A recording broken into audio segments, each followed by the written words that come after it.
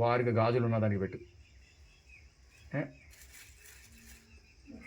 గాజులు ఉన్న దాని పైన రౌండ్ పెద్ద రౌండ్ అంతా పెట్టగల చిన్న సుక్క అంటుకుంటా. అది పాము పైన ఒకటి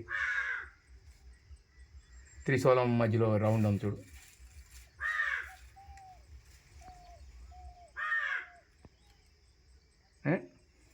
పెట్టావు కదా. ఓకే. ఈ దీవెన చేతిలో ఒక ఉండ కింద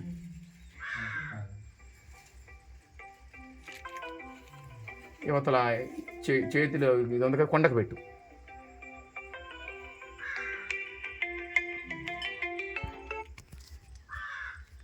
హలో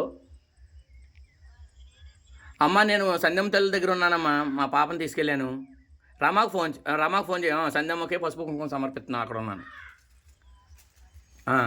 వీడియో పెడతాను ఇప్పుడు, వాళ్ళు తీస్తున్నారు. మామూలు నేను బొట్టు అయి పెడుతున్నారు. అలాగే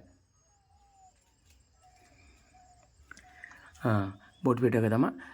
ఓకే.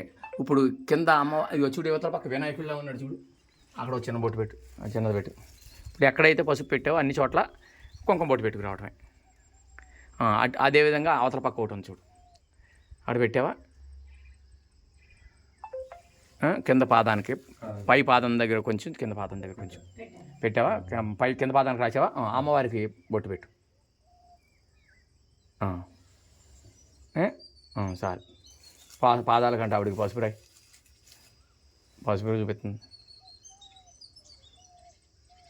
ఓకే. దీవెన చేతిలో కూడా పెట్టి చిన్న చుక్క. ఇప్పుడు ఇది ఒక కుంకుమ ఎలా వచ్చి వినాయకుడు, ఆంజనేయ స్వామికి కవరే పట్టుకుంటాను. కవరే పట్టుకో. కవర్లోనూ ఇలా మడత చెప్తా. దీంట్లో పట్టుకో, కుంకుమ ఇందులో పట్టుకో. ఓకే, ఎక్కువే పట్టుకు, పర్వాలేదు. అమ్మ, ఈ ఏలు, ఇక బొట్టేలు, ఈ ఏలు ఇలా బొట్టేలు దీంతో పట్టుకుని జస్ట్ అలా టచ్ చేస్తే చాలు. నొక్కేవనుకో మళ్ళీ పసుపు వచ్చేది చేతికి, నొక్కకూడదు. అలా టచ్ చేస్తే అంటుకుపోతాం. వినాయకుడు, ఆంజనేయ స్వామి. ముందు వినాయకుడు ఇక్కడ ఉన్నాడు కదా, ఎక్కడెక్కడ పసుపు పెట్టావు అక్కడ పెట్టుకుంటూ వెళ్తామే. విఘ్నేశ్వర, నీకు కుంకుమ బొట్టు పెట్టుకుంటున్నాను స్వామి, అంతే. జస్ట్ అలా టచ్ చేయి. గురుదేవుడు హనుమ. అప్పుడు ఇద్దరికి పాదాలకి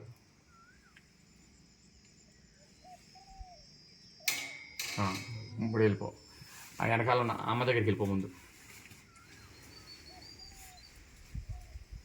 ఎక్కడైతే పెట్టా అమ్మవారికి ఒక్కటే పాదాల కాడి నుంచి పైకి పెట్టచ్చు. అయ్యో నుదుటిని పెట్టాం పాదాలు పెట్టలేదని ఉండదు. పాదాల కాడి నుంచి పైకి పెట్టుకెళ్ళచ్చు, పర్వాలేదు.